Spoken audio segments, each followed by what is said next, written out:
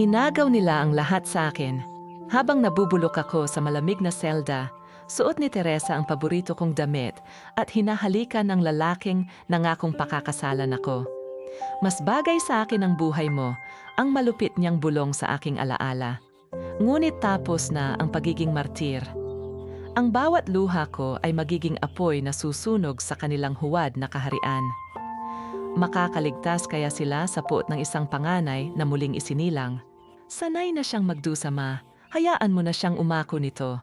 Wala namang mawawala kay Tala, pero paano ang kasal ko? Sisirain ng eskandalong ito ang buong buhay ko. Ang matinis na boses ni Teresa ay tumagos sa manipis na pinto ng kwarto. Kasing talim ng isang punyal na walang awang ibinaon sa dibdib ni Tala. Napatigil siya sa paghakbang. Hawak ng kanyang nanginginig na mga kamay ang isang maliit na brown paper bag na naglalaman ng mamahaling gamot sa presyon para sa kanilang ina. Kagagaling lamang niya sa 18 oras na walang tigil na duty sa isang pampublikong ospital sa probinsya. Ang kanyang uniforme ay gusot. Ang mga sapatos ay balot pa ng makapal na putik mula sa baha na kanyang nilusong masiguro lamang na makakarating ang mga bakuna sa mga batang may sakit. Ngunit heto siya, nakatayo sa labas ng sarili nilang tahanan, pinapakinggan kung paano siya gawing isang basahan ng kanyang sariling dugo at laman. Bumara ang isang mapait na bikig sa lalamunan ni Tala. Unti-unting namanhid ang kanyang mga daliri, ngunit mas hinigpitan niya ang hawak sa supot ng gamot upang hindi ito bumagsak. Isang patak ng mainit na luha ang tahimik na kumawala mula sa kanyang mga mata. Bumagsak sa lukot na papel na lalagyan ng walang anumang ingay. Ang pinakamasakit na uri ng pighati ay ang pag-iyak ng walang tunog. Ang pagtibok ng pusong pinipilit mabuhay kahit na unti-unti itong pinapatay ng mga taong dapat sanang nag-iingat nito. Dahan-dahan niyang pinihit ang hawakan ng pinto. Bumungad sa kanya ang marangyang sala kung saan nakaupo si Doña Celestina habang hinihimas ang likod ng umiiyak na si Teresa. Walang bakas ng pag-aalala ang ina nang makita ang putikang anyo ni Tala. Walang nagtanong kung kumain na ba siya o kung pagod siya. Ang unang sumalubong sa kanya ay ang nanlalamig na tingin ng babaeng nagluwal sa kanya. "Mabuti at nandito ka na," bungad ni Celestina, hindi man lang pinasadahan ng tingin ng gamot na inilapag ni Tala sa lamesa. "Kailangan nating mag-usap. May pumalpak sa kargamento ng Reyna Esperanza. Peke ang mga gamot na dumating sa probinsya at nakapangalan ang lahat sa kapatid mo." Nanatiling tahimik si Tala, tinitigan niya ang kanyang kapatid na kambal. Pareho sila ng mukha, pareho ng sukat. Ngunit habang si Tala ay may mga kalyo sa kamay dahil sa pag-aayos ng mga kahon ng gamot, ang mga daliri ni Teresa ay pinalamutian ng mga diamante at mamahaling bato. "Panganay ka, Tala, mas matatag ka." Pagpapatuloy ng ina, ang boses ay puno ng manipulahibo at maling pagmamahal. "Noong ipinanganak ko kayo, muntik na akong mamatay. Ibinigay ko ang buhay ko para sa inyo. Ngayon, hinihingi ko ang utang na loob mo. Iligtas mo ang kapatid mo. Umako ka muna habang inaayos namin ng mga abogado ang kaso." Kinagat ni Tala ang loob ng kanyang pisngi hanggang sa malasahan niya ang sariling dugo. "Bakit ako ang kailangang magbayad sa kasalanang hindi ko ginawa, ma?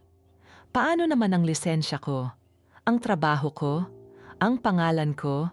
Tumayo si Celestina, lumapit at hinawakan ng mahigpit ang magkabilang balikat ni Tala. "Dahil ikaw ang ate, nauna ka ng 7 minuto sa mundong ito para protektahan siya. Huwag kang makasarili, Tala. Hindi makakayanan ni Teresa ang presinto. Mamatay siya roon. Papayag ka ba na masira ang pamilya natin dahil lang sa pride mo?" Bawat salita ay mistulang lason na dumadaloy sa kanyang mga ugat. Sanay na siyang magdusa. Sanay na siyang maging pangalawang pagpipilian.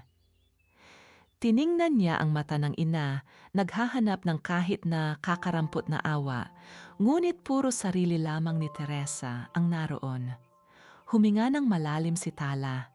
Sa ilalim ng kanyang bulsa, naramdaman ng kanyang mga daliri ang isang maliit na flash drive na naglalaman ng mga kopya ng transaksyon ni Leandro, ang nobyo ni Teresa na totoong may pakagagawa ng lahat.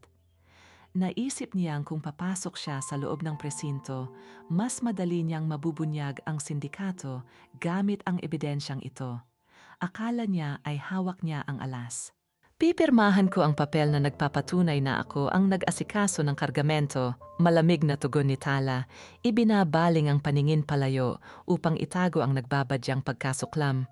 Kinagabihan sa isang marangyang hotel sa Makati, ginanap ang taunang Bayanihan Award kung saan pinararangalan si Doña Celestina.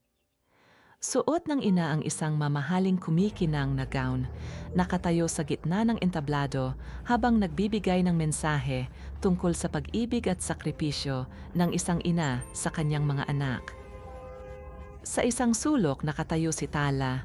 Wala siyang magandang damit, tanging ang simpleng itim na bestida at ang kanyang sapatos na may bahid pa rin ng tuyong putik sa gilid.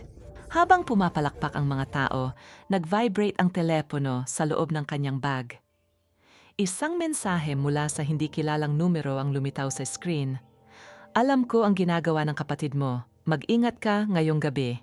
Bago pa man niya maintindihan ang kahulugan ng mensahe, nahawi ang kumpol ng mga bisita. Pumasok ang mga unipormadong pulis. Madilim ang mga mukha, dumiretso sa entablado at inihinto ang musika.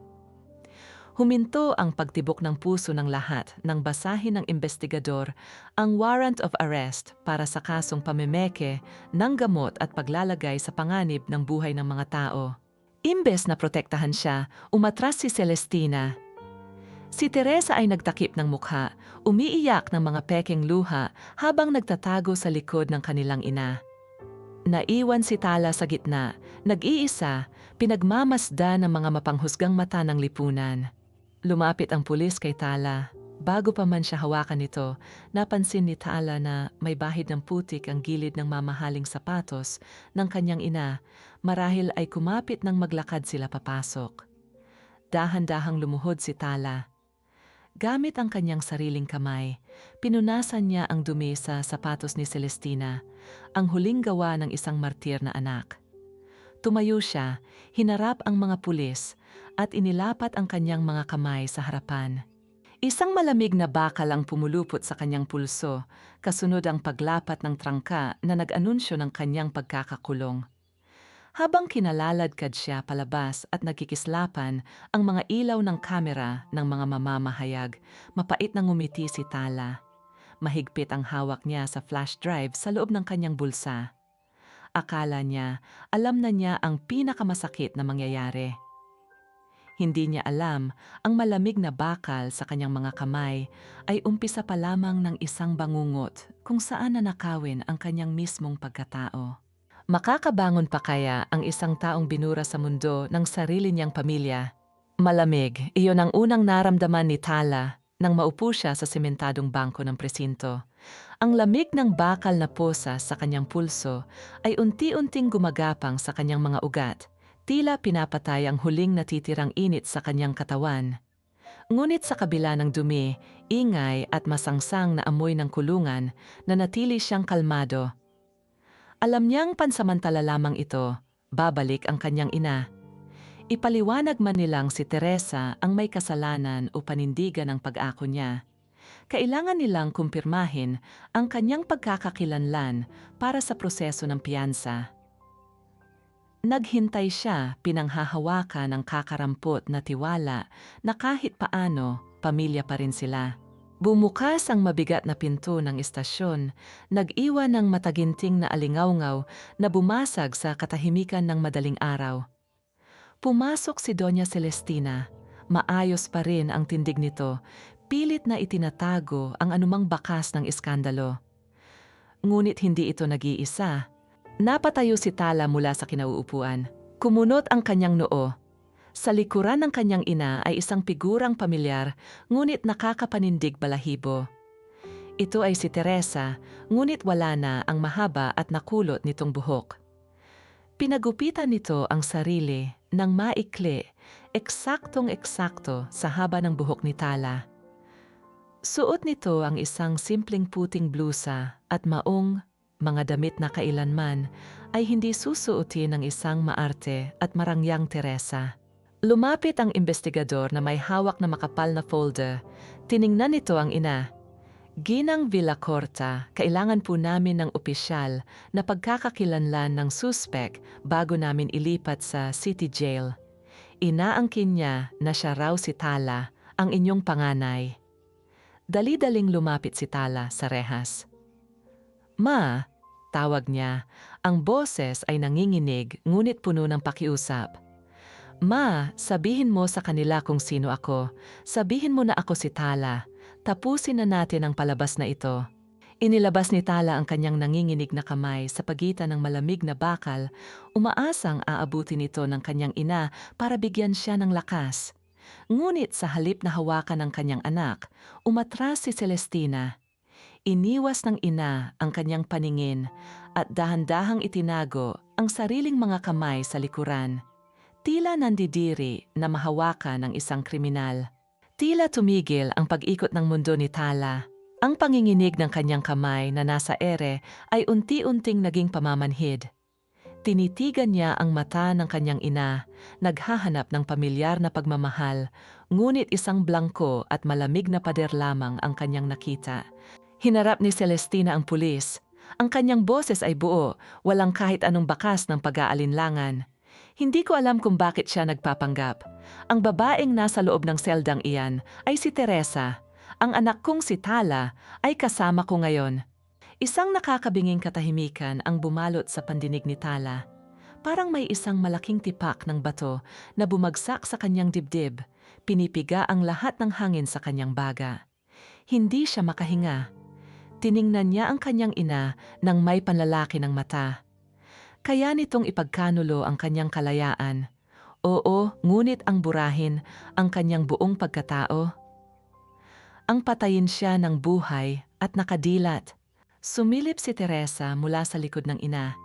Tinitigan nito si Tala at sa isang mabilis na pagkakataon na sila lamang dalawa ang nakakita, gumuhit ang isang maliit, nakakalasong ngisi sa mga labi ng kanyang kapatid. Hindi totoo yan, sigaw ni Tala. Ang boses niya ay nabasag, nag-aagawan ang galit at bighati.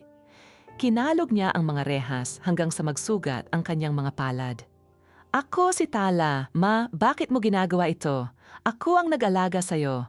Ako ang nandyan. Ma, huwag mong gawin sa akin ito. Walang lumingon, walang nakinig. Lumapit si Teresa sa tiwaling investigador. Yumuko ito ng bahagya at may ibinulong sa tainga ng pulis na nagpangiti rito ng palihim. Isang lihim na kasunduan na lalong magbabaon kay Tala sa impyernong ito. Agad na pumasok ang dalawang malalaking gwardya, hinawakan ng mahigpit ang magkabilang braso ni Tala at marahas siyang hinila palayo sa rehas. Nagpumiglas siya, para siyang isang hayop na isinusuko sa katayan.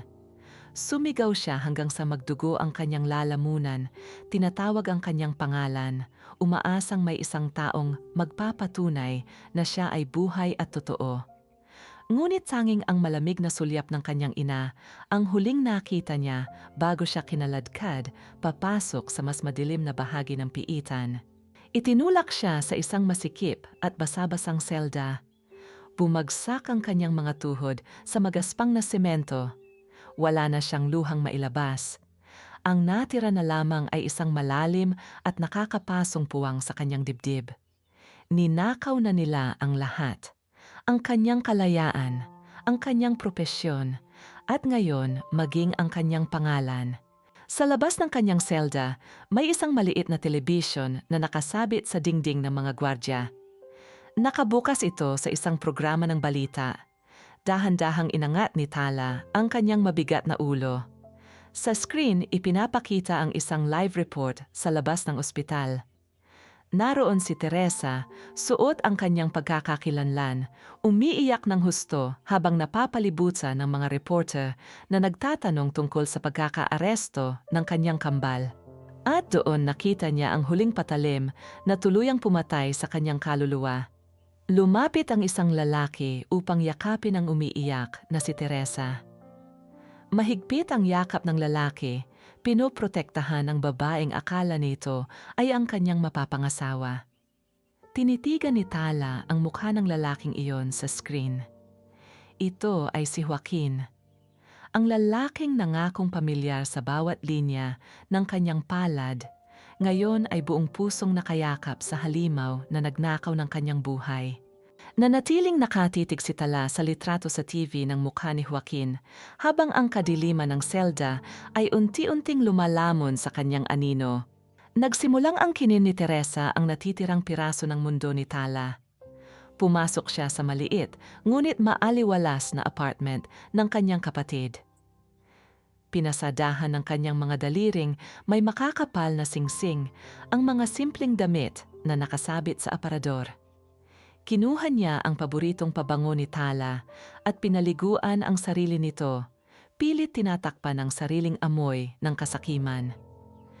Pumunta siya sa kusina at nakita ang nakasalansan na murang kape na laging inilalaga ni Tala tuwing nagpupuyat sa ospital. Isang mapangutyang ngiti ang sumilay sa kanyang mga labi bago niya marahas na tinabig ang buong lalagyan papunta sa basurahan. Pinalitan niya ito ng isang mamahaling bote ng alak na dala niya. Wala na si Tala at panahon na para angkinin at i-upgrade ang buhay na naiwan nito. Kinagabihan dumating si Joaquin sa apartment. Agad siyang sinalubong ni Teresa ng isang mahigpit na yakap. Ibinabaon ang mukha sa kanyang dibdib habang humihikbi ng peke. Niyakap niya ito pabalik, ngunit kumunot ang noo ng doktor. Iba ang pakiramdam. Masyadong matapang ang pabango at ang halik na iginawad ni Teresa sa kanyang pisngi ay walang pamilyar na init at lambing. Nang kumuha ng baso ng tubig si Teresa para uminom, ginamit nito ang kanang kamay upang hawakan ang baso. Batid ni Joaquin sa buong pagkatao niya na kaliwete ang babaeng pakakasalan niya. Bakit ganyan ka makatingin, Joaquin? Are you doubting me? Ako na nga itong muntik masira ang buhay dahil sa kapatid kong kriminal. Emosyonal at nanginginig na sumbat ni Teresa. Ginagamit ang kanyang galing sa pagmamanipula upang ibalik ang sisi sa doktor. Gusto sanang sumigaw ni Joaquin na alam niyang hindi ito si Tala. Ngunit bumigat ang kanyang dila at nangatog ang kanyang mga tuhod. Bago siya pumunta rito, binisita siya ng mga armadong tauhan ni Leandro sa kanyang opisina.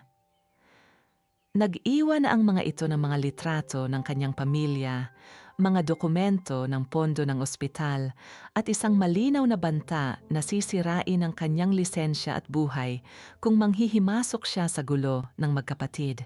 Duwag siya. Pinili niyang manahimik at magkunwaring naniniwala, nagdadahilan sa sarili na kailangan niya munang mag-ipon ng ebidensya bago iligtas ang tunay na Tala. I'm just worried about you, Tala.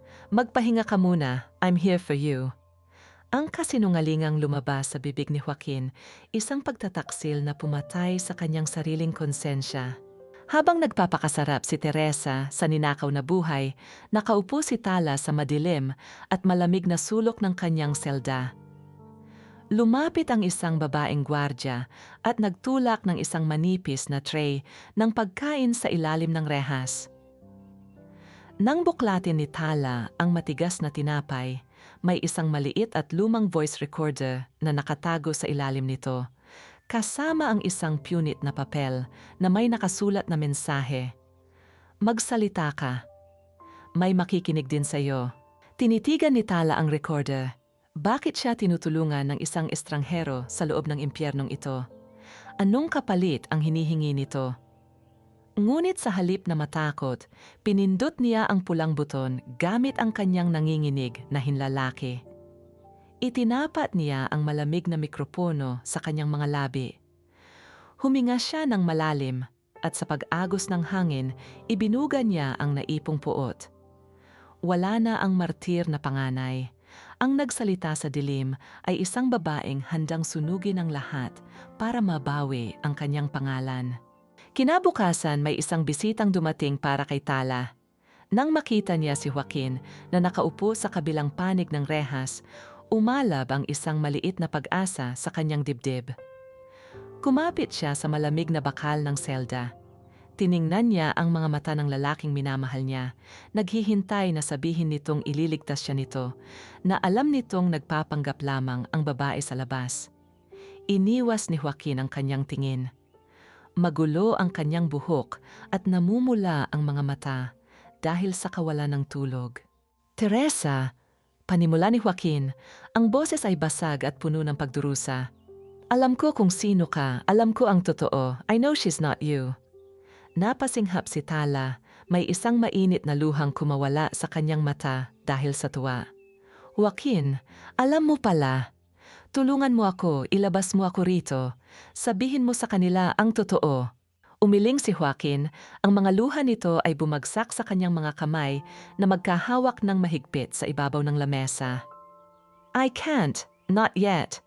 Pinagbantaan nila ang ospital at ang pamilya ko. I'm secretly gathering evidence, I promise you. Just hold on a little longer. Please, patawad.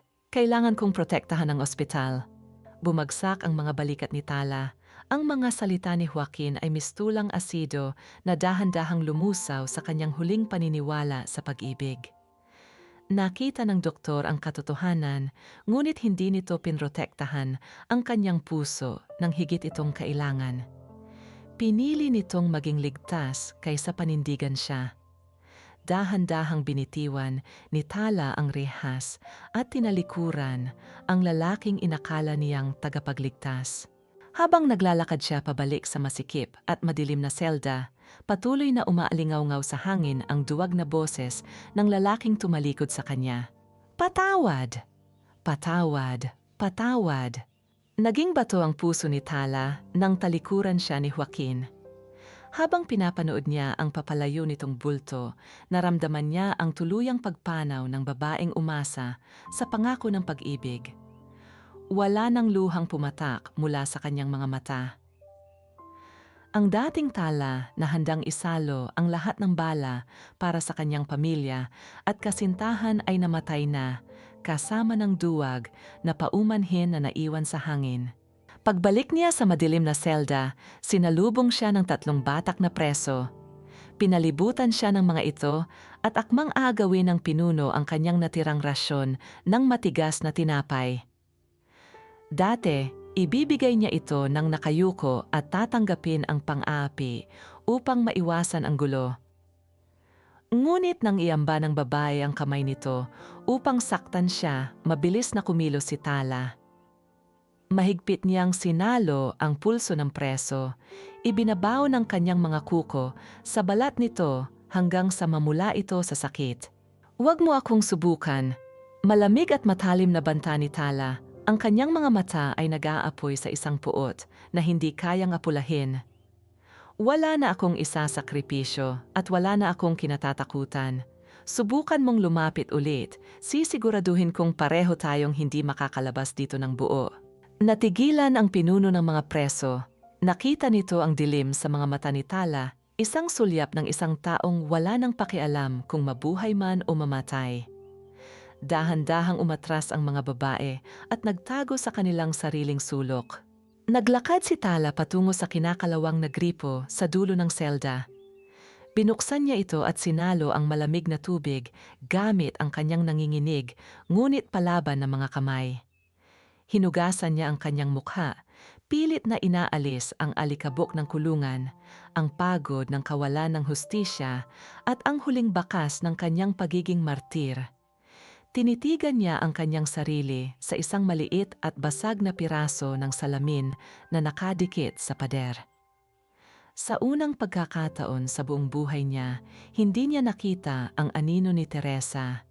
Hindi niya nakita ang isang anak na laging nagmamakaawa sa atensyon ng ina. Ang nakita niya ay isang matapang at palaban na Tala na alam na ang sariling halaga. Maya-maya pa, palihim na lumapit ang babaeng gwardya na nagbigay sa kanya ng recorder. Inabot nito sa pagitan ng mga rehas ang isang nakabukas na cellphone. Ipinapakita nito ang live stream ng kanyang tiyahing si Maribel na nakatayo sa tapat ng gusali ng Medica Pacifica ni Leandro. Tingnan niyo ang magnanakaw ng gamot na si Tala. Nagtatago sa selda habang ang pamilya niya ay nagdudusa sa labas. Isa siyang kahihiyan. Bulyaw ni Maribel sa kamera, tuwang-tuwa sa mga dumaraming viewers at nagbabagang komento ng mga tao. Sa halip na masaktan sa paninira ng sariling tiyahin, ginamit ni Tala ang pagkakataon upang pag-aralan ang paligid sa video. May kinuha siyang maliit na piraso ng punit na papel mula sa kanyang bulsa. Mabilis na isinulat ang isang pekeng ruta ng mga kargamento ng gamot at palihim itong inabot sa gwardya. Ibigay mo ito sa taong nag-utos sa iyo na tulungan ako, utos ni Tala, tumutukoy sa alyado niyang si Isidora. Sabihin mo, simulan na ang bitag. Hayaan mong isipin ni Leandro na alam na ng pulisya ang plano niya. Tumango ang gwardya at itinago ang papel. Habang patuloy na pinapanood ni Tala ang video sa cellphone, may isang maliit na detalye sa gilid ng frame na nakapukaw ng kanyang pansin. Isang lalaking nakaitim na sombrero at pamilyar ang tindig ang nagmamasid kay Maribel mula sa malayo. Tila may hinihintay ito. Bago pa man maalala ni Tala kung saan niya nakita ang lalaking iyon, nagbago ang focus ng kamera dahil sa paggalaw ni Maribel. Sa likuran ng nagdadaldal na tiyahin, huminto ang isang itim na kotseng kabisado ni Tala, ang mamahaling sasakyan ni Leandro. Bumukas ang pinto sa likuran nito. Lumabas si Teresa, nag-aakalang walang nakapansin sa kanya dahil abala ang lahat sa kalsada. Dahil sa init at iritasyon, marahas na hinubad ni Teresa ang suot na peluka na kamukha ng buhok ni Tala at inilugay ang sariling mahabang buhok bago mabilis na pumasok sa gusali. Lahat ng panlilinlang na iyon ay malinaw na nakuna ng kamera na hindi namamalaya ni Maribel. Nanlaki ang mga mata ni Tala sa pagkagulat at kakaibang galak. Ang ebidensya ng pagtataksil ng kanyang kapatid ay tuluyan ng naibunyag sa mundo, hindi sinasadya at walang kawala. Nakatitig lamang siya sa kumikislap na pulang ilaw ng recording sa screen ng cellphone na nag-aanunsyo ng nalalapit na pagbagsak ng mga sinungaling. Unti-unting gumagapang ang lamig ng pagdududa sa loob ng marangyang mansyon ng mga Villacorta. Nakaupo si Doña Celestina sa kabisera ng mahabang hapagkainan, nakatingin sa walang laman niyang baso. Hinihintay niya ang kanyang gamot sa presyon.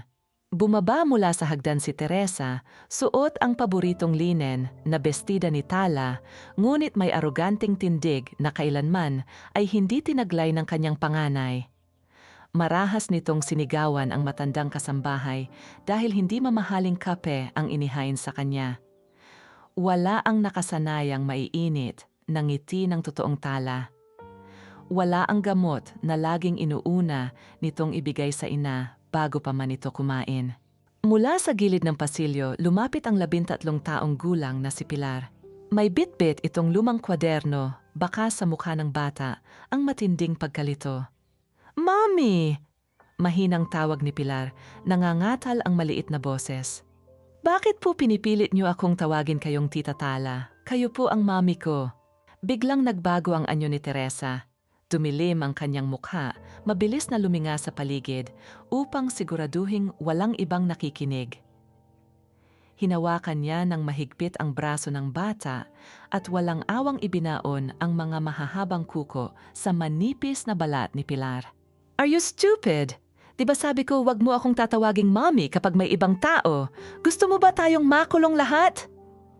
Madiin at puno ng lason nitong banta, hindi inaalintana ang tahimik na paghikbi at pamimilipit sa sakit ng sariling anak. Nakita ni Celestina ang lahat mula sa siwang ng hamba ng pinto. Nanlamig ang buong katawan ng matanda. Kilala niya si Tala. Kahit kailan ay hindi nito sasaktan si Pilar dahil itinuring na nitong parang sariling anak ang bata. Ang halimaw na nasa harapan niya ay walang iba kundi ang kanyang bunsong anak na si Teresa, ang batang palagi niyang pinoprotektahan. Ang batang ipinagpalit niya sa kalayaan ng kanyang panganay. Sa unang pagkakataon sa kanyang buhay, naramdaman ni Celestina ang isang matinding takot sa mismong demonyong siya ang lumikha. Tumakbo si Pilar pabalik sa kanyang kwarto habang patuloy na umiiyak ng walang ingay. Sumiksik ang bata sa ilalim ng makapal na kumot. Mula sa ilalim ng kanyang unan, hinugot ng nanginginig niyang mga kamay ang isang gusot at kupas na litrato ng totoong tita Tala. Niyakap niya ito ng mahigpit sa kanyang dibdib, naghahanap ng init, yakap at kalinga na kailanman ay hindi na ibigay ng kanyang tunay na ina. Nang mapansin ni Teresa ang presensya ng kanyang ina, mabilis na nagbago ang anyo nito. Tila isang mahusay na aktres, tumakbo ito palapit kay Celestina, lumuhod sa sahig, at naglabas ng mga pekeng luha na parang isang kawawang biktima. Ma, I'm just so stressed out. Nakabantay ang mga pulis sa atin. Kailangan na nating ilipat ang titulo ng bahay sa dummy corporation ni Leandro para sa kaligtasan natin. Please ma, gawin mo na ito ngayon din para hindi tayo mawala ng tirahan. Bago pa man makasagot si Celestina, nagliwanag ang telepono ni Teresa at nagpakita ng isang mensahe. Lumayo ito ng bahagya upang sagutin ang tawag, ngunit narinig pa rin ng matanda ang mariing ibinulong nito. Saan ba talaga dadalhin ni Leandro ang malaking kargamento ng peking gamot mamayang gabi? Siguraduhin niyong hindi papalpak ang rutang ito dahil handa na akong umalis. Dahil sa matinding kaba at pagdududa, sinamantala ni Celestina ang pag-akyat ni Teresa upang maligo. Palihim siyang pumasok sa kwarto ng anak. Nangangatal ang kanyang mga daliri habang hinahalungkat ang mga gamit sa loob ng malaking bag nito hanggang sa may makapa siyang isang makapal na brown envelope. Nang buksan niya ito, tumambad sa kanya ang mga pekeng pasaporte na may ibang pangalan, ngunit naglalaman ng mga litrato ni Teresa at ni Pilar. Dalawa lamang. Hinalungkat pa ni Celestina ang ilalim ng bag, umaasang may isa pa, ngunit wala. Walang pasaporte para sa kanya. Sa sandaling iyon, gumuho ang buong mundo ng ina. Naintindihan niya ang malupit na katotohanan. Gagamitin siya ni Teresa bilang pain, iiwan siyang mag-isa upang saluhin ang lahat ng galit ng batas habang tumatakas ito palayo bit-bit ang lahat ng yaman ng pamilya. Nanatiling nakatitig si Celestina sa malamig na papel ng pekeng pasaporte. Hindi pinalampas ni Maribel ang pagkakataong pagkakitaan ng trahedya ng kanyang pamilya. Gamit ang hindi sadyang video ni Teresa na nagtanggal ng peluka sa loob ng sasakyan ni Leandro, lihim siyang nakipagkita kay Doña Celestina upang humingi ng malaking halaga kapalit ng kanyang pananahimik. Gusto niyang gamitin ang perang iyon para sa magandang kinabukasan ng kanyang apo. Ngunit bago pa man maiabot ng ina ang tseke, nakatanggap si Maribel ng isang tawag na yumanig sa kanyang buong pagkatao.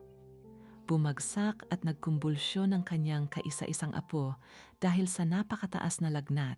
Sa emergency room ng ospital, walang humpay ang pag-iyak ni Maribel habang pinapanood ang mga nurse na nagkakagulo sa paligid ng maliit na katawan ng bata.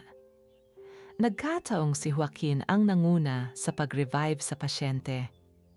Matapos ang ilang minutong tila, habang buhay na paghihintay, unti-unting naging matatag ang paghinga ng pasyente. Lumabas si Joaquin hawak ang isang walang lamang bote ng gamot na pampababa ng lagnat na natagpuan sa bag ng bata. Ito ang eksaktong tatak na nanggaling sa pekeng kargamento ng Medica Pacifica. Ito ay lason imbes na lunas. Lumuhod si Maribel sa harapan ng doktor, humahagulgol at pinupukpok ang sariling dibdib sa sobrang pagsisisi. Patawarin mo ako, Doc! May hawak akong video na magpapatunay na si Teresa ang nasa labas at inosente si Tala. Ipagpapalit ko sana sa pera ang katahimikan ko, pero muntik nang mamatay ang apo ko dahil sa mga pekeng gamot nila. Ang dumi-dumi ko! Napatigil si Joaquin. Tiningnan niya ang hawak na maliit na bote ng pekeng gamot.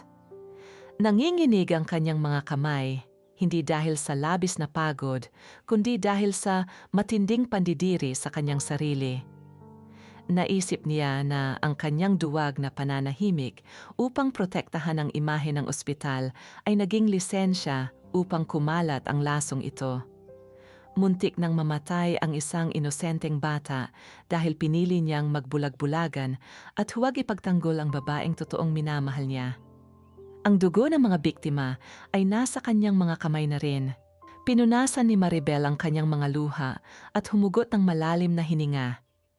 Kinuha niya ang kanyang telepono at nang walang anumang pag-aalinlangan, in-upload niya ang buong orihinal na video ni Teresa nang walang sensor o edit. Sa loob lamang ng ilang minuto, kumalat ang katotohanan na parang apoy sa kagubatan, mabilis na kinakain at tinutupok ang lahat ng kasinungalingang itinanim ni na Teresa at Celestina sa isip ng publiko. Samantala, sa loob ng madilim at masikip na selda, nakasandal si Tala sa malamig na pader, mahinahon na naghihintay sa resulta ng mga pangyayari. May mga yabag ng matigas na sapatos na huminto sa tapat ng kanyang kulungan. Sapat na kaya ang isang video upang linisin ang kanyang pangalan laban sa kapangyarihan ni na Leandro. Bumukas ang bakal na rehas, umaalingaw-ngaw ang matinis at mabigat na paghihiwalay ng metal. Pumasok ang isang pulis na may hawak na mga papeles. Malayo ang timpla ng mukha nito kumpara sa unang araw na kinaladkad siya rito bilang isang kriminal. May nagpost ng malinaw na ebidensya na nagpapatunay na hindi ikaw ang babaeng kasabwat ni Leandro. Malaya ka na, pansamantala, formal na pahayag ng pulis. Unti-unting tumayo si Tala, kalmado at buo ang loob. Wala nang posas sa kanyang mga kamay. Nanatili ang katahimikan habang nilalasap niya ang pag-alingaw-ngaw ng tunog ng pagbukas ng bakal na pinto ng selda. Pumasok si Tala sa pamilyar na pasilyo ng kanyang apartment. Wala na ang mabibigat na posas sa kanyang mga kamay, ngunit ang hangin sa loob ng kanyang sariling tahanan ay tila nakakasakal. Nakabukas ang pinto. Paghakbang niya sa loob, naabutan niya si Teresa na nagkakagulo, marahas na isinisiksik ang mga mamahaling damit at alahas sa loob ng isang malaking maleta. Ang video ni Maribel ay kalat na sa buong bansa. Bistado na ang huwad na reyna at ngayon ay nagkukumahog itong tumakas mula sa gumuguhong kaharian. Nang mapansin ni Teresa ang presensya ng kanyang kapatid, napatigil ito. Nabitawan nito ang hawak na sapatos. Mabilis na nagbago ang anyo ng mukha nito. Mula sa pagkataranta ay naging isang kawawang biktima na wari inaapi ng buong mundo. Dahan-dahang lumuhod si Teresa sa sahig, hinayaang pumatak ang mga luhang sanay na sanay nitong kontrolin upang makuha ang gusto. Ate, salamat sa Diyos at nakalabas ka na. Humihikbing panimula ni Teresa, gumagapang papalapit upang abutin ang dulo ng damit ni Tala. You have to believe me, ate. Pinilit lang ako ni Leandro. Binantaan niya ako, papatayin daw niya ako at si Pilar kung hindi ko gagamitin ang pangalan mo. I was so scared. Wala akong magawa kundi sumunod. Ate, please, alam mong hindi ko kayang saktan ka ng ganito. Tinitigan lamang siya ni Tala. Walang awa, walang pag-ibig. Wala ang nakasanayang lambot sa kanyang mga mata na laging nagliligtas kay Teresa sa tuwing nagkakamali ito. Ang mga kasinungalingan ng kanyang kapatid ay mistulang gas-gas na plaka na pilit ipinapakinig sa isang taong tuluyan ng nabingi sa panlilinlang. Kumuha si Tala ng isang malaking itim na plastic bag na ginagamit para sa mga basurahan. Lumapit siya sa nakabukas na maleta ni Teresa. Walang emosyong hinakot ni Tala ang mga mamahaling damit, ang mga nakaw na alahas, at ang mga sapatos na binili gamit ang dugong nanggaling sa mga pekeng gamot. Marahas niya itong isinilid lahat sa loob ng itim na plastik. Ate, anong ginagawa mo? Ang mahal ng mga iyan. Tili ni Teresa, tuluyang nawala ang pekeng pag-iyak at napalitan ng inis. Tapos na ang palabas, Teresa. Malamig na tugon ni Tala habang ibinubuhol ang basurahan. Walang Leandro na nag-utos sa'yo. Gusto mo ang buhay ko, gusto mo ang atensyon, gusto mo ang lalaking papakasalan ko. Gustong-gusto mong suotin na ang sapatos ko. Pero hindi mo kaya ang bigat ng mga responsibilidad na kaakibat nito. Hinila ni Tala ang itim na plastik at itinapon ito palabas ng pasilyo. Hinarap niya ang kanyang nakababatang kapatid at itinuro ang nakabukas na pinto. Umalis ka na sa pamamahay ko bago pa ako ang mismong magkaladkad sa iyo, pabalik sa seldang pinanggalingan ko, matalim at mariing utos ni Tala. Nanginginig sa galit at kahihiyan, kinuha ni Teresa ang kanyang bag at nagmamadaling lumabas. Lumingalinga ito sa kalsada, umaasang may naghihintay na itim na sasakyan upang sunduin siya. Bakit hindi sinasagot ni Leandro ang kanyang mga tawag? Iniwan na ba siya sa ere ng lalaking pinag-alayan niya ng kanyang buong katapatan? Tumakbo si Teresa palayo, dala ang puot at takot na mag-isang haharap sa parusa. Bago pa man maisara ni Tala ang pinto, isang pamilyar na bulto ang huminto sa kanyang harapan. Si Joaquin. Magulo ang buhok nito, puyat, at ang mga mata ay namumula sa labis na pagsisisi. Nang makita nitong ligtas at nakatayo si Tala sa kanyang harapan, dahan-dahang inangat ng doktor ang kanyang nanginginig na kamay, umaasang mahawakan ang babaeng minsan niyang ipinagkanulo. Tala, God, you're here. You're safe. Basag ang boses na usal ni Joaquin, isang hakbang na lamang ang pagitan sa kanilang dalawa. Patawarin mo ako, Tala. Naging duwag ako.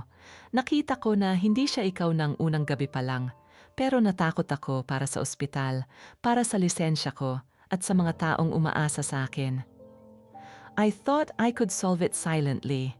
Araw-araw akong pinapatay ng konsensya ko dahil sa pananahimik ko. I'm so sorry. Babawi ako, I promise. Aayusin natin ito. Tiningnan ni Tala ang kamay na nakaabot sa kanya, ngunit imbes na salubungin ito, umatras siya ng isang hakbang. Ang mga salita ng doktor ay walang ibang hatid, kundi patuloy na pagdurusa. Walang tayo na ayusin, Joaquin. Mahinahon ngunit tagos sa butong sagot ni Tala. Nakita mo akong kinakatay nila ng buhay, pero pinili mong manahimik. Ipinagpalit mo ang kaligtasan ko sa lisensya at reputasyon mo. Ang katahimikan mo ay naging kasabwat nila sa pagpatay sa kaluluwa ko. I love you, Tala. Please bigyan mo ako ng pagkakataong itama ang lahat. Pagmamakaawa ni Joaquin, hindi mapigilan ang pag-agos ng kanyang mga luha. Umiling si Tala. Ang mga mata niya ay nagpapakita ng isang kapayapaan na matatagpuan lamang matapos ang matinding pagkawasak. Namatay na ang babaeng mahal mo sa loob ng selda, Joaquin. Hindi mo na ako mababawi sa isang simpleng paghingi ng tawad. Umalis ka na. Tila nawala ng lakas ang mga tuhod ng doktor. Wala na siyang maidadahilan. Tanggap niya ang kanyang parusa. Dahan-dahan niyang ibinaba ang kanyang kamay, yumuko, at tahimik na tumalikod. Hinayaan niyang ang bigat ng kanyang pagkakamali ang maging krus na kanyang papasanin habang naglalakad palayo sa kaisa-isang babaeng totoong nagmahal sa kanya. Isinara ni Tala ang pinto ng kanyang apartment. Napasandal siya sa kahoy, nilalasap ang unang sandali ng tunay na kalayaan. Gayunpaman, ang hangin sa buong kwarto ay amoy ng paboritong matapang na pabango ni Teresa, isang nakakasakal na paalala ng babaeng nagnakaw ng kanyang pagkatao. Naglakad si Tala papunta sa kanyang maliit na aparador. Kinuha niya ang bote ng kanyang sariling pabango, ang simpleng amoy ng sampagita na palagi niyang ginagamit. Walang pag-aalinlangan, inispray niya ito sa buong paligid ng kwarto. Hinahayaang bumagsak ang hamog ng pamilyar na bango sa hangin sa mga unan at sa kanyang balat tuluyang binubura ang matapang na amoy ng kasinungalingan ng kanyang kapatid. Muli niyang inangkin ang kanyang espasyo, ang kanyang sarili, ang kanyang buhay. Sa gitna ng katahimikan, narinig niya ang pag-vibrate ng kanyang telepono sa ibabaw ng lamesa. Isang tawag mula sa isang hindi rehistradong numero. Sinagot niya ito at ang boses ni Isidora ay mabilis na umalingaw-ngaw sa kabilang linya. Malaya ka na pero hindi pa tapos ang laban. Malamig na babala ni Isidora. Ilalabas na ni Leandro ang huling batch ng mga peking gamot mamayang gabi. Gagamitin niyang tabing ang pagdiriwang para sa kapistahan ng bayan. Ito na ang huling pagkakataon natin para pabagsakin siya. Nanlilisik ang mga mata ni Tala. Matagal na siyang naghanda para sa pagkakataong ito. Handa na siyang mag-alay ng huling sakripisyo, hindi para sa pamilya, kundi para sa hustisya. Isang manipis na ngiti ang sumilay sa kanyang mga labi habang inaasahan niya ang ingay at gulo ng nalalapit na fiesta. Bumigat ang hangin sa labas ng apartment ni Tala. Nakatayo roon si Doña Celestina, ang dating matikas at aroganting pader ng pamilya Villacorta, na ngayon ay tila isang marupok na dahong pilit na kumakapit sa sanga. Nanginginig ang kanyang mga tuhod habang pinagmamasdan ang pinto ng kanyang panganay. Umalis na ang lahat ng pagmamalaki sa kanyang dibdib. Pinalitan ito ng isang nakakapasong pagsisisi matapos makita ang tunay na kulay ng halimaw na kanyang pinalaki. Kumatok siya, bumukas ang pinto at tumambad sa kanya ang kalmadong mukha ni Tala. Walang ngiti, walang galit. Isang malamig na kawalan lamang ng pakialam. Tala, anak ko, basag ang tinig ni Celestina. Agad na bumagsak ang kanyang mga luha habang sinusubukang hakbangin ang distansya nilang dalawa. Patawarin mo ako. Alam ko na ang totoo. Nakita ko kung paano niya saktan si Pilar, kung paano niya ako planong iwan. Ginamit lang ako ng kapatid mo. Ako ang naging tanga. Patawarin mo ang mama, please. Automatikong umangat ang kanang kamay ni Tala. Sa loob ng halos 30 taon, nakatanim sa kanyang sistema ang pagiging isang masunuring Pilipinang anak. Itataasan niya ang kamay ng kanyang ina upang idikit sa kanyang noo para sa isang tradisyonal na pagmamano. Ngunit bago pa man magtagpo ang kanilang mga balat, napatigil si Tala. Ibinaba niya ang kanyang kamay, umatras ng isang hakbang, at pinagmasdan ng ina ng may pagkaawa na hindi umaabot sa pagmamahal. Huwag mong gamitin ang salitang ina sa akin, ma. Mahinahon ngunit matalim na tugon ni Tala, bawat pantig ay isang pako sa kabaong ng kanilang relasyon. Noong nasa loob ako ng presinto at nagmamakaawa na sabihin mo ang totoo, pinili mo si Teresa. Pinatay mo ako ng buhay para sa kanya. Ibinigay ko ang buong buhay ko para unawain ka, pero ngayon naiintindihan ko na. Hindi mo ako anak noong kailangan ko ng ina. Umalis ka na bago ko pa makalimutan na ikaw ang nagluwal sa akin. Dahan-dahang isinara ni Tala ang pinto. Nanatiling nakatayo si Celestina sa labas, humihikbi habang unti-unting nadudurog ang kanyang puso. Huli na ang lahat. Nawala na ang kaisa-isang taong nagmahal sa kanya nang walang hinihinging kapalit, at siya mismo ang nagtulak dito palayo. Kinahapunan, bumigat ang hangin sa loob ng istasyon ng pulisya. Wala nang luha sa mga mata ni Celestina nang humarap siya sa pangunahing investigador na si Luz Biminda Ramos. Umupo siya ng tuwid, ibinaba ang kanyang mga kamay sa lamesa at inamin ang pinakamalaking kasalanan ng kanyang buhay. Ipinahayag niya ang kanyang pagpapanggap, ang kasinungalingan sa pagkakakilanlan ng kanyang mga anak, at ang pagtatago ng ebidensya para kay Teresa. Upang mapatunayan ang kanyang huling pagtatangkang bumawi, pumayag si Celestina na kabitan ng isang maliit na mikropono sa ilalim ng kuwelyo ng kanyang blusa upang kunin ang mismong pag-amin ng kanyang bunsong anak. Pagbalik ng matanda sa mansyon ng mga Villacorta, naabutan niya si Teresa sa sala, nagpupumilit na isara ang isang malaking maleta. Puno ng takot at pagmamadali ang mga galaw ng kanyang anak. Teresa, saan ka pupunta? Tanong ni Celestina, pinipilit na patatagin ang kanyang nanginginig na boses. Ano na ang mangyayari sa atin? Kailangan kong malaman kung paano nyo ilulusot ni Leandro ang huling batch ng mga gamot bago tayo tumakas. Huminto si Teresa, kumunot ang noo nito, unti-unting bumaling sa kanyang ina nang may malalim na paghihinala. Masyadong kalmado si Celestina. Masyadong direkta ang mga tanong. Naglakad si Teresa papalapit, matalas ang mga matang sinusuri ang bawat pulgada ng katawan ng kanyang ina. Bago pa man makaiwas si Celestina, marahas na hinigit ni Teresa ang kwelyo ng blusa ng matanda, inilalantad ang maliit at itim na kawad ng mikropono na nakadikit sa balat nito. "You bitch!" Madiin at puno ng lason na sigaw ni Teresa, nanlilisik ang mga mata na tila isang demonyong nabuko. "Trinaydor mo ako? Pagkatapos ng lahat ng ginawa ko para iahon tayo sa hirap, isusuko mo ako sa mga pulis. Dahil ikaw ang kriminal, Teresa?"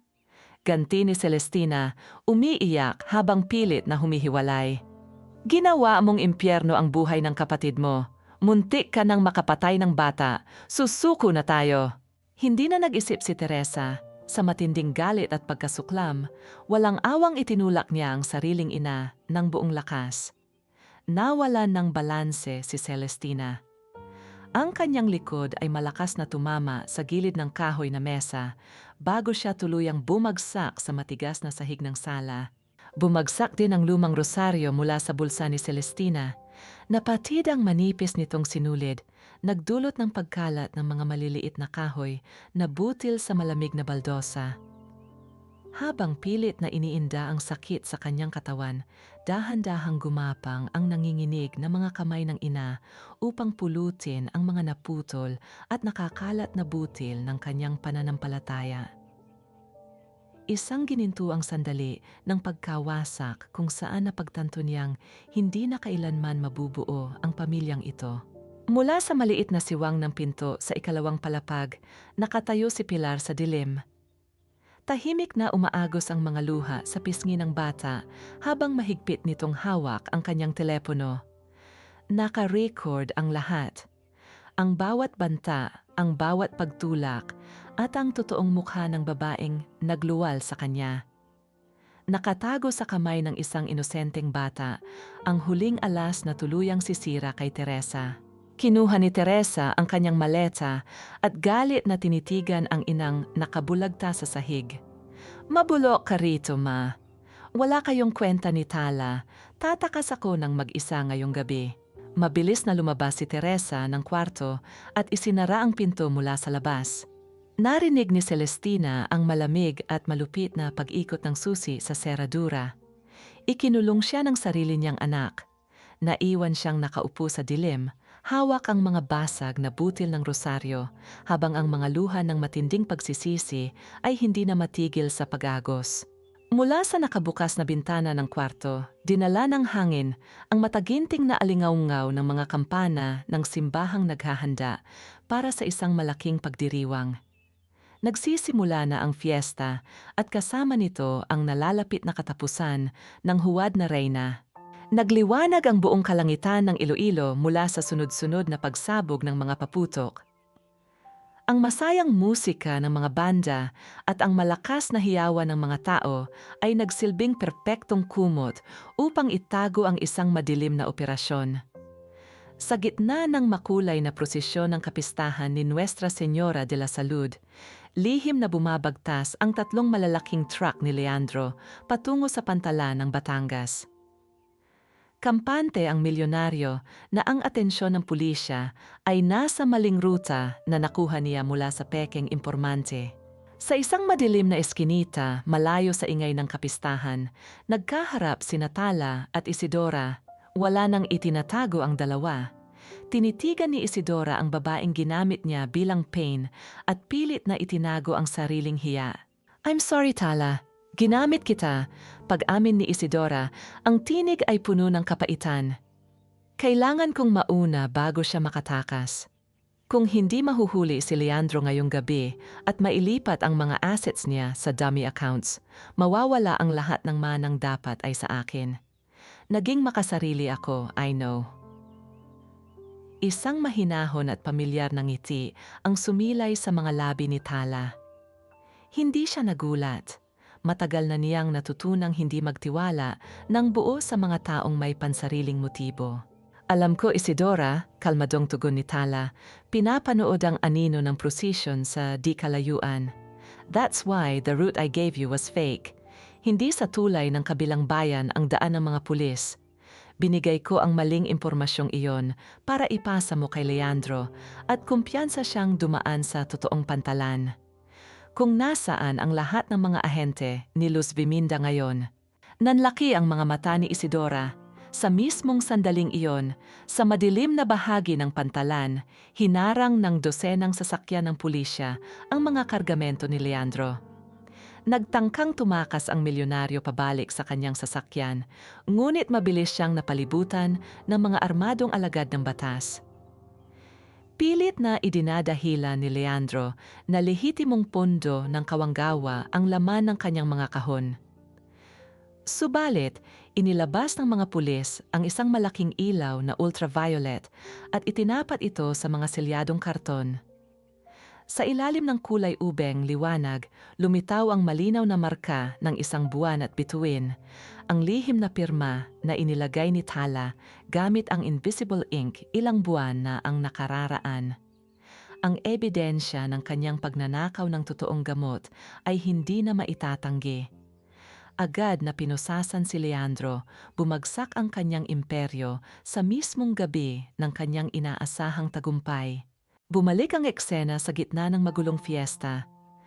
Habang nagkakagulo ang mga tao sa balitang may malaking sindikatong nahuli sa pantalan, nakatayo si Tala sa gilid ng isang maliit na tindahan. Kalmado niyang kinakain ang isang piraso ng matamis na puto. Ninanamnam ang lambot nito habang nakatingala sa mga makukulay na paputok. Sa unang pagkakataon, hindi siya nag-aalala sa sasabihin ng ibang tao. Nalasahan niya ang tamis ng hustisya na matagal niyang pinaghirapang itanim. Ngunit sa kabila ng tagumpay, may isang taong nawawala sa eksena. Nasaan si Teresa?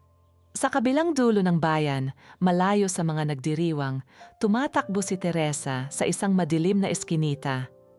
Hinihingal at pawis na pawis siya habang hila-hila ang isang mabigat na maleta. Puno ng galit ang kanyang dibdib dahil sa pag-abandona sa kanya ni Leandro. Kailangan na niyang makarating sa itinakdang getaway car upang makapunta sa airport bago pa siya maabutan ng mga pulis na sumalakay sa kanilang mansyon. Nang matanaw niya ang isang pamilyar na itim na sedan na nakaparada sa ilalim ng isang pundidong poste ng ilaw, nakahinga siya ng maluwag. Binuksan niya ang pinto sa likuran at padabog na isiniksik ang kanyang maleta bago mabilis na sumakay sa passenger seat. "Drive! Wala na tayong oras!" Tili ni Teresa, hindi man lang tinitingnan ng driver sa kanyang tabi. Ngunit hindi gumalaw ang sasakyan, walang umandar na makina. Dahan-dahang lumingon si Teresa, unti-unting nanlamig ang buong katawan niya nang makita ang lalaking nakaupo sa manibela. Hindi ito ang tauhan ni Leandro. Walang emosyon ang mga mata ni Joaquin habang nakatingin sa babaeng sumira sa buhay ng taong pinakamamahal niya.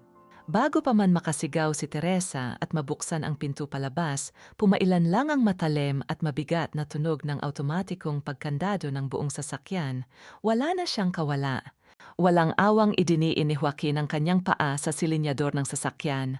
Nagwala si Teresa sa loob, pilit kinakalampag ang makapal na salamin ng bintana habang nagsisisigaw ng mga banta at mura. Ngunit nanatiling bingi ang doktor. Hindi niya dadalhin ang babaeng ito sa paliparan para tumakas. Dadalhin niya ito sa kaisa-isang lugar kung saan hindi na ito makakapagkubli sa mga anino ng kasinungalingan. Sa gitna ng plaza ng Iloilo, kung saan nagtitipon ang mga tao at mga mamamahayag na kumukuha ng ulat tungkol sa pagkahuli kay Leandro, huminto ang itim na sasakyan nang may mabilis na pagpreno na nag-iwan ng maitim na marka sa kalsada. Bago pa man makatakbo si Teresa, marahas siyang hinila ni Joaquin palabas ng kotse at kinaladkad papunta sa maliwanag na entablado ng fiesta. Nakita sila ng mga kamera. Natahimik ang nagdiriwang na madla nang makita ang sikat na doktor na hila-hila ang babaeng kilala nilang lahat bilang ang mabait na si Teresa Villacorta. "Bitiwan mo ako! Nababaliw ka na ba, Joaquin?" Naghihisteryong tili ni Teresa.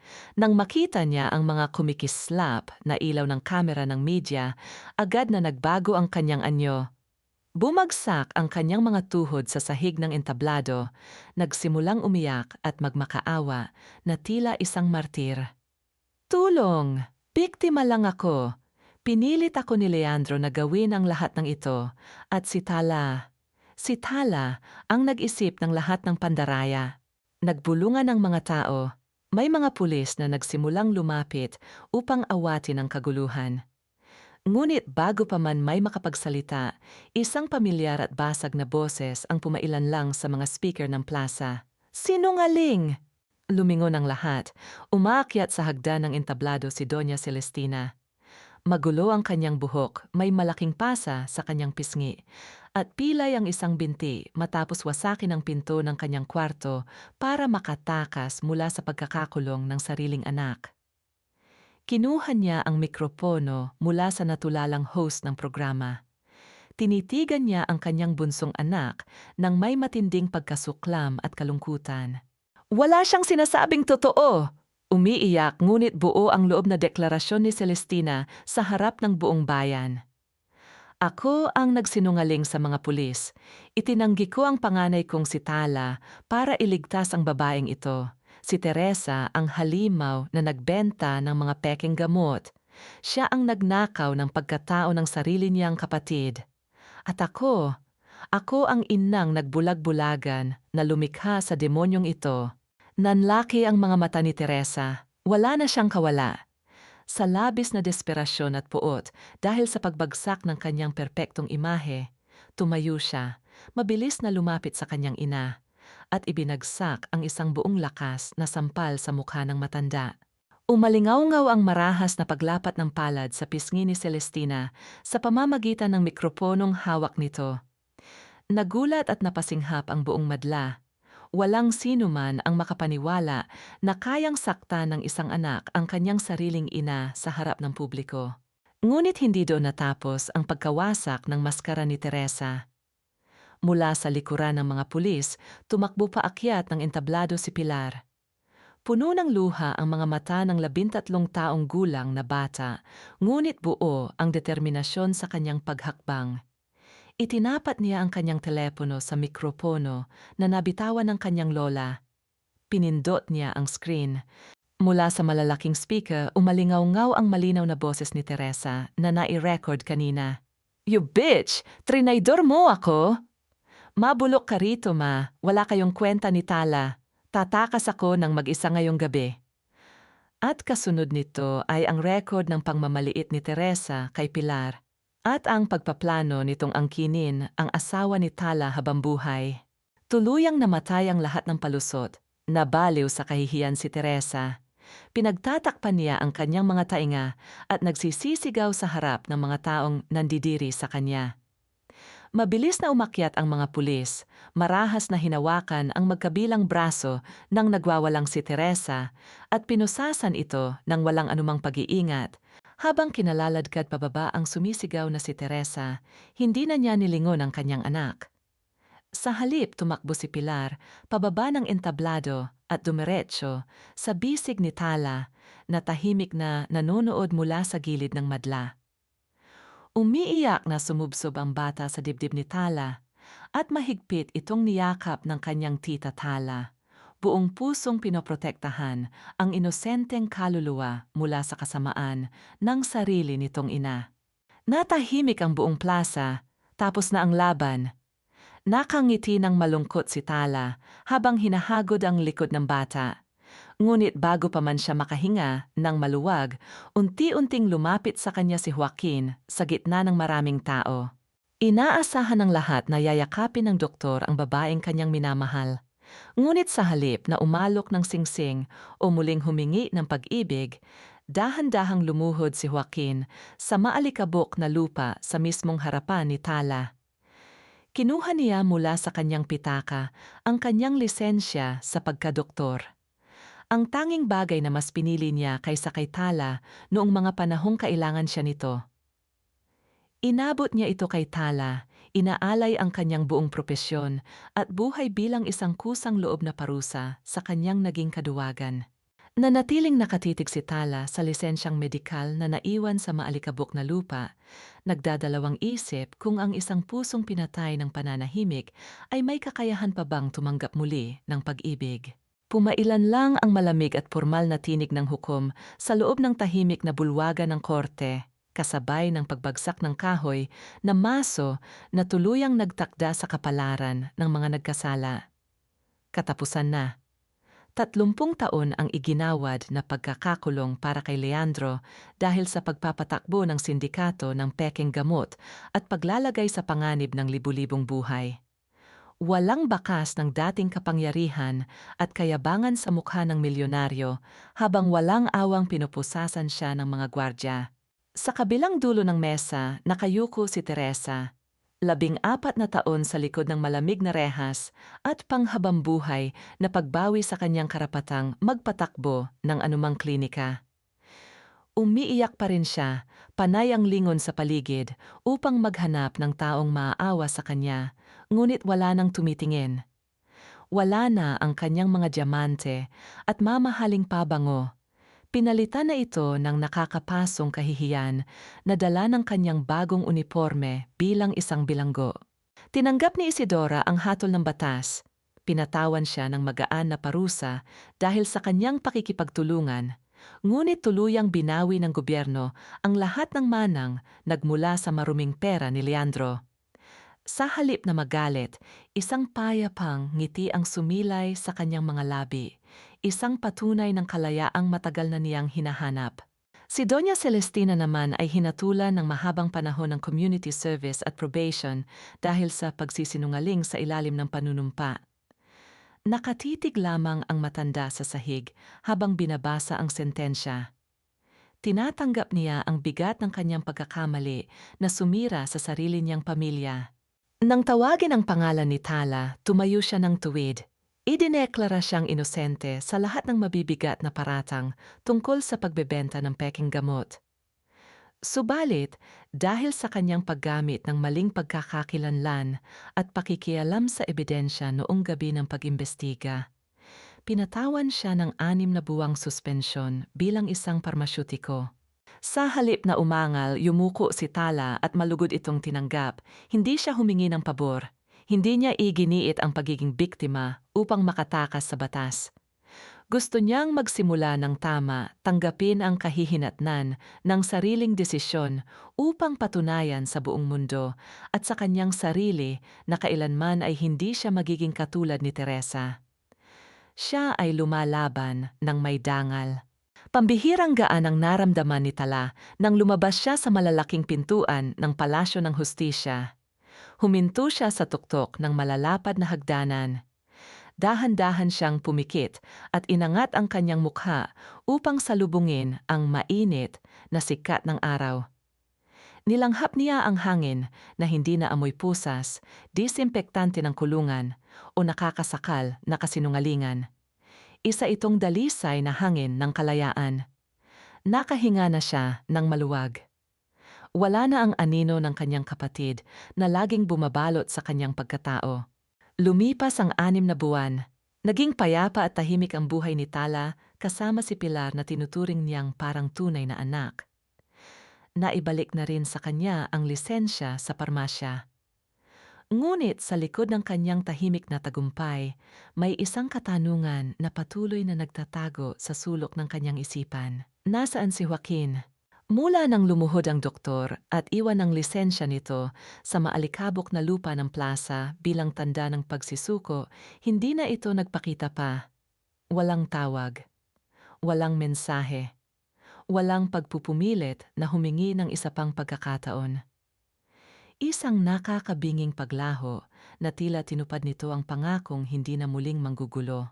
Isang hapon pag-uwi ni Tala sa kanyang apartment, napansin niya ang isang kumpol ng mga sulat na idinulot ng kartero. Sa ilalim ng mga bayarin, may isang puting sobre na walang nakasulat na pangalan ng nagpadala. Tanging isang selyo lamang mula sa isang napakalayo at liblib na probinsya ang nagsilbing marka nito. Dahan-dahan niyang pinunit ang dulo ng papel at kinuha ang laman nito. Isang maliit na litrato ang nahulog sa kanyang palad. Ipinapakita nito si Joaquin, nakasuot ng simpleng puting t-shirt na basa ng pawis at madumi sa gilid. Wala na ang pormal na puting coat ng isang sikat na doktor.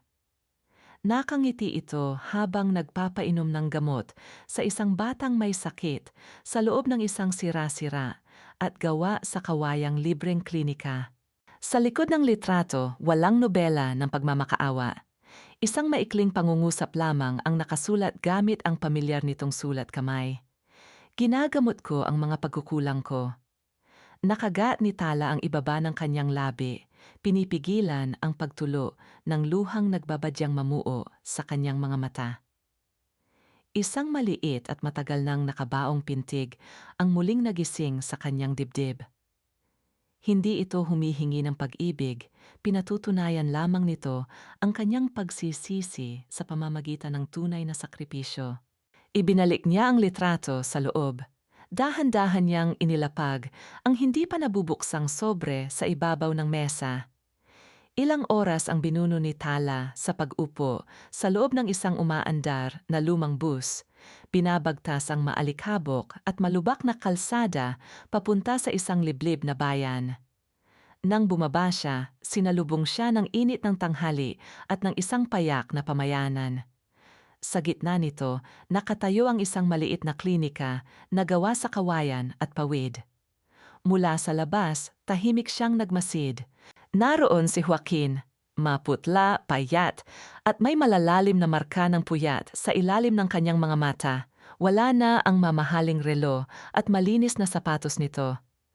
Suot lamang niya ay isang kupas na t-shirt habang maingat na sinusuri ang pilay ng isang matandang magsasaka. Napakalayo ng imaheng ito sa kilalang pinuno ng isang sikat na ospital sa syudad. Dito, isa lamang siyang simpleng manggagamot na nagbabayad ng kanyang mga kasalanan sa pamamagitan ng paglilingkod sa mga taong walang kakayahang magbayad. Nang makalabas ang matanda, nag-angat ng tingin si Joaquin. Natigilan siya. Tila tumigil ang pag-ikot ng kanyang mundo nang makita ang babaeng matagal na niyang ipinagdarasal na makita. Bahagyang nanginig ang kanyang mga balikat. Gusto niyang tumakbo, gusto niyang yakapin si Tala nang mahigpit, ngunit pinigilan niya ang kanyang sarili. Batid niyang nawala na ang karapatan niyang hawakan ito. Sa halip, yumuko siya, naghugas ng kamay sa isang maliit na palanggana at dahan-dahang lumapit. Tala, anong ginagawa mo rito? Mahinang tanong ni Joaquin. Ang boses ay puno ng hindi makapaniwalang galak at takot na baka isang panaginip lamang ang lahat. Gusto ko lang makita kung totoo ang nakalagay sa litrato. Kalmadong sagot ni Tala, pinagmamasdan ang bawat linya ng pagod sa mukha ng lalaki. Inanyayahan siya ni Joaquin na maupo sa isang maliit na kahoy na bangko sa ilalim ng puno ng mangga. Nagtimpla ito ng simpleng kape mula sa isang murang pakete. Tahimik nitong inilapag ang mainit na tasa sa mesa sa harapan ni Tala. Napansin ni Tala ang isang maliit ngunit napakahalagang detalye. Maingat na inikot ni Joaquin ang tasa upang ang hawakan nito ay eksaktong nakatapat sa kanyang kaliwang kamay. Naalala nito, alam nito kung sino siya sa bawat maliliit na detalye ng kanyang pagkatao.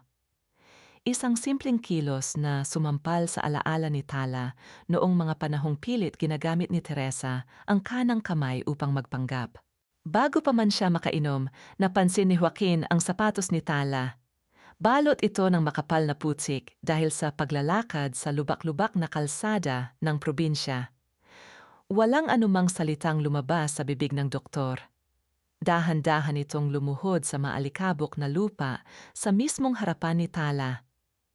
Kumuha ito ng isang malinis na panyo mula sa sariling bulsa at nang may matinding pag-iingat at paggalang, unti-unting pinunasan ng putik sa sapatos ng babaeng minamahal niya.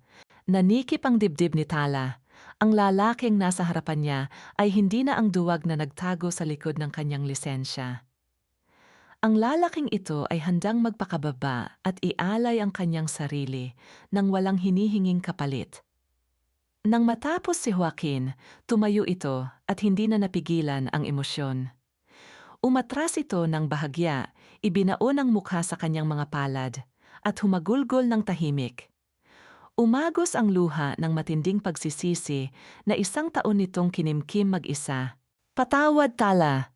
Basag na usal ni Joaquin sa pagitan ng paghikbi. Hinding-hindi ko hihilingin na balikan mo ako. Wala akong karapatan. Pero ang makita kang nakatayo rito, malaya, humihinga, at walang posas sa mga kamay, sapat na yon para mabuhay ako ng may kapayapaan. Gusto ko lang maging ligtas ka. Iyon lang ang gusto ko. Unti-unting naglaho ang matigas na yelo sa puso ni Tala. Naramdaman niya ang isang mainit na pintig, isang mahinang pag-asa na matagal na niyang inakalang patay na.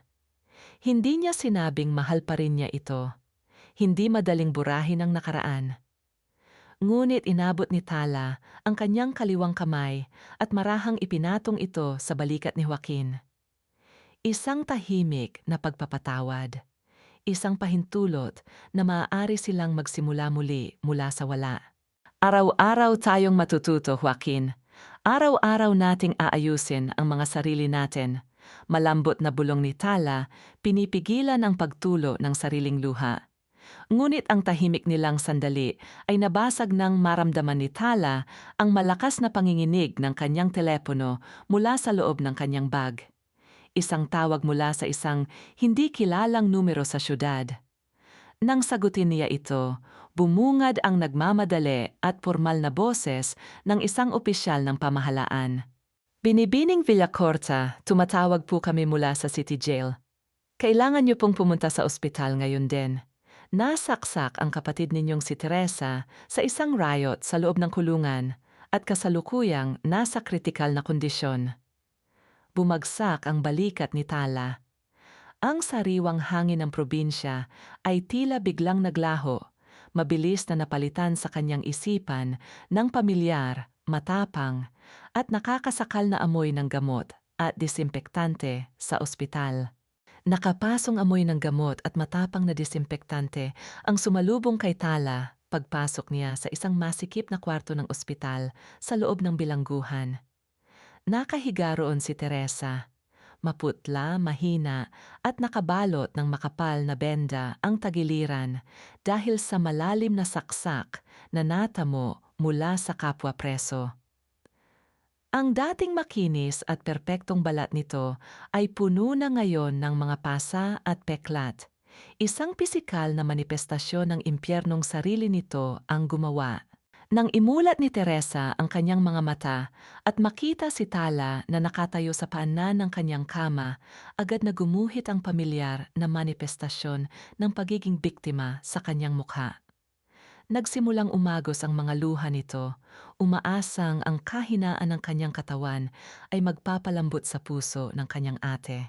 Ate! Basag at nahihirapang tawag ni Teresa, sinusubukang iangat ang nanginginig na kamay. Kasalanan nila ito. Pinagtulungan nila ako sa loob. Inggit na inggit sila sa akin. Kung hindi mo lang sana ako ipinakulong, hindi mangyayari sa akin ito. Please, ate, ilabas mo na ako rito. Tulungan mo ako. Nanatiling tahimik si Tala, pinagmasdan niya ang babaeng nagluwal sa kanya ng napakaraming bangungot. Kahit nasa bingit na ng kamatayan, ang pamilyar na lason ng paninisi at pagiging makasarili ay nananalaytay pa rin sa dugo ng kanyang kapatid. Ngunit sa halip na magalit o sumigaw, isang malalim na buntong hininga lamang ang pinakawalan ni Tala. Wala na ang galit. Ang natira na lamang ay isang dalisay at malamig na pagtanggap sa katotohanang kailanman ay hindi na magbabago si Teresa. Lumapit si Tala sa gilid ng kama. Kinuha niya ang isang nakatuping malinis na kumot mula sa silya at dahan-dahang inilatag ito upang takpan ang nangangatal na katawan ng kanyang kapatid. Hindi niya ito ginawa dahil sa natitirang pagmamahal, kundi dahil sa simpleng awa bilang isang tao. Iyon ang huling piraso ng kabutihang ibibigay niya rito. Pinapatawad na kita, Teresa. Mahinahon ngunit matatag na pahayag ni Tala. Hindi ko ito sinasabi para sabihing magkapatid ulit tayo. Pinapatawad kita para palayain ang sarili ko mula sa puot. Hindi na kita bubuhatin sa puso ko at hinding-hindi na ako magbabayad sa mga kasalanang ikaw ang may gawa. Maiiwan ka na rito kasama ng mga pinili mong desisyon. Tuluyang tumalikod si Tala. Nagsimulang humagulgol si Teresa, pilit na isinisigaw ang pangalan ng kanyang kapatid. Nagmamakaawa, ngunit hindi na lumingon si Tala. Hahayaan niyang kainin si Teresa ng sarili nitong kaisahan. Naglakad si Tala palabas ng masikip na pasilyo at napadaan sa charity ward ng ospital. Sa gitna ng mga hilera ng mga may sakit na walang pambayad, nakita niya ang isang pamilyar na bulto. Si Doña Celestina. Suot ng kanyang ina ang isang kupas na uniforme ng mga volunteer, nakaluhod sa malamig na sahig habang pinupunasan ang mga dumi at suka ng isang matandang pasyente. Bahagi ito ng mahabang community service na inihatol sa kanya. Ang mga kamay nitong dati ay punong-puno ng diamante ay ngayon ay balot ng kalyo at nakababad sa maruming tubig. Nang mag-angat ng tingin si Celestina at makita ang kanyang panganay, nabitawan nito ang hawak na basahan. Mabilis itong tumayo at patakbong lumapit kay Tala, bagaman pinigilan nito ang sariling lumampas sa itinakdang distansya. Puno ng hiya at pakiusap ang mga mata ng matanda. Tala, anak, umiiyak na bulong ni Celestina, ipinapakita ang marurumi nitong kamay bilang patunay ng kanyang pagsisisi. Nabalitaan kong maayos na kayo ni Joaquin. Anak, araw-araw kong pinagbabayaran ang mga kasalanan ko. Araw-araw akong nagsisisi. Kapag dumating ang araw ng kasal nyo, pwede ba akong pumunta? Kahit doon lang ako sa pinakalikod. Kahit hindi mo na ako ipakilala bilang ina mo. Gusto ko lang makita kang masaya bago man lang ako mamatay. Tinitigan ni Tala ang babaeng nagbigay sa kanya ng buhay, ngunit kumuha ng halos lahat ng kanyang kaligayahan. Nakita niya ang tunay na pagsisisi, ngunit ang pagpapatawad ay hindi nangangahulugan ng pagkalimot. At lalong hindi ito isang tiket upang muling makapasok sa buhay na matagal nang isinara. Isang mapait, ngunit malayang ngiti ang sumilay sa mga labi ni Tala. Maaari kang manood mula sa malayo, ma. Pero hindi mo na ako pwedeng hawakan. Napahagulgol si Celestina, tinatakpan ang kanyang mukha gamit ang kanyang nanginginig na mga kamay. Tuluyang tinatanggap ang bigat ng hangganan ng kanyang parusa. Wala ng utang na loob, wala ng sumpa ng panganay. Pinutol na ni Tala ang huling tanikala ng isang nakalalasong pamilya. Nagpatuloy sa paglalakad si Tala, iniiwan ang ospital at ang mga multo ng kanyang nakaraan. Naglakbay siya ng malayo, iniiwan ang syudad upang harapin ang kinabukasan. Hanggang sa maramdaman niya ang malambot na buhangin sa ilalim ng kanyang mga paa. Sinalubong siya ng sariwa at malamig na simoy ng hangin. Sa hindi kalayuan, nakatayo si Joaquin, tahimik na naghihintay na may maaliwalas at punong-puno ng pag-ibig na pananaw sa kanyang mga mata. Naglakad si Tala palapit sa lalaking piniling magbago para sa kanya, habang ang tanging sumasabay sa kanyang bawat hakbang ay ang kalmadong paghampas at pag-alo ng dagat. Ang bawat butil ng pinungbuhangin sa dalampasigan ng Guimaras ay tila saksi sa isang tahimik ngunit maringal na panibagong simula. Sa ilalim ng isang arko na pinalamutian ng mga simpleng puting bulaklak at sariwang dahon, nakatayo si Tala. Wala siyang suot na mabigat at mamahaling gown. Tanging isang payak ngunit dalisay na puting bestida na sumusunod sa marahan at malamig na pag-ihip ng hangin mula sa dagat. Ang kanyang mukha ay maaliwalas, malaya, sa anumang anino ng pighati o pasanin ng nakaraan. Naglalakad palapit sa kanya si Joaquin. Ang mga mata nito ay puno ng luha, ngunit nag-uumapaw sa isang pag-ibig na dumaan sa matinding pagsubok at natutong lumaban. Nauna rito, nakangiting naglakad ang 13 taong gulang na si Pala. Masigla itong naghagis ng mga talulot ng rosas sa kanilang dadaanan. Matagal nang inako ni Tala ang pag-aalaga sa bata, hindi bilang isang pabigat, kundi bilang isang tunay na anak na binibigyan niya ng pagmamahal na malayo sa manipulasyon at panunumbat.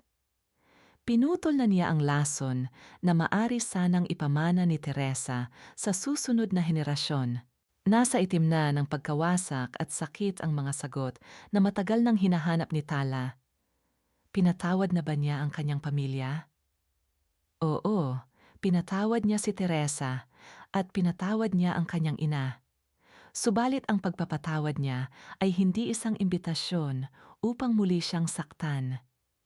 Isa itong susi upang makalaya ang sarili niyang puso. Sa pinakadulo ng dalampasigan, nakaupo sa isang lumang bangko sa ilalim ng puno ng niyog si Doña Celestina. Malayo siya sa mismong seremonya, sapat lamang upang matanaw ang masasayang ngiti ng kanyang panganay at apo. Umiiyak ang matanda, tahimik na pinupunasan ng kanyang mga luha habang nakangiti. Tinanggap niya ang kanyang parusa. Tinanggap niya na ang pagmamahal niya ngayon ay maipapakita lamang sa pamamagitan ng paggalang sa distansya at kalayaang ipinagkait niya kay Tala noon. Hindi siya lumapit. Hindi niya sinira ang kapayapaan ng anak. Humarap si Tala kay Joaquin. Hinawakan niya ang magkabilang kamay ng lalaking pinili siyang piliin araw-araw. Bago pa man isuot ang singsing, ibinuka ni Tala ang kanyang mga labi upang magbitiw ng mga salitang magpapalaya sa lahat. Sa loob ng mahabang panahon, inakala ko na ang pagiging panganay ng 7 minuto ay isang sumpa, malambing, ngunit puno ng paninindigan na panimula ni Tala. Tinuruan ako na ang pag-ibig sa pamilya ay sinusukat sa dami ng pasakit na kaya mong tiisin. Pero mali. Ang sakripisyo ay walang kwenta kung patuloy itong inaabuso ng mga taong pinoprotektahan mo. Hindi pwedeng maging bilangguan ang pamilya. Ngayon, Joaquin, ibinibigay ko ang sarili ko sa iyo. Hindi bilang isang babaeng marupok at martir, kundi bilang isang buo at malayang Tala na alam kung paano magmahal nang hindi inuubos ang sarili. Mariing hinalikan ni Joaquin ang mga kamay ni Tala. Ang mga luha ng lalaki ay dumampi sa balat ng babae bilang tanda ng walang hanggang pasasalamat at pangako ng katapatan. Kinagabihan, matapos ang simpleng salo-salo, nag-iwan si Tala ng isang ginintuang sandali para sa kanyang sarili. Sa gilid ng dalampasigan, kung saan may isang naglalagablab na siga, inilabas niya ang isang luma at kupas na kwaderno mula sa kanyang bag. Ito ang kwaderno kung saan niya isinulat ang lahat ng sakit, hinanakit at pagdurusa noong mga panahong hindi siya makapagsalita. Ang mga araw na kailangan niyang umako sa kasalanan ng kanyang kapatid. Ang mga gabing iniyakan niya ang pagtataksil ng ina. Walang anumang pag-aalinlangan, inihagis niya ang buong kwaderno sa gitna ng nag-aapoy na kahoy. Pinanood niya kung paano marahas na yakapin ng apoy ang bawat pahina, tinutupok ang nakaraan hanggang sa maging pinong abo, ang lahat na dahan-dahang tinangay ng panggabing simoy ng hangin patungo sa kadiliman ng karagatan. Lumapit si Joaquin sa kanyang likuran. Ipinulupot ang mga braso sa kanyang baywang at ipinatong ang baba sa kanyang balikat. Magkahawak kamay nilang pinanood ang mga natitirang baga ng siga na nakikipagkumpetensya sa kinang ng mga bituin sa kalangitan.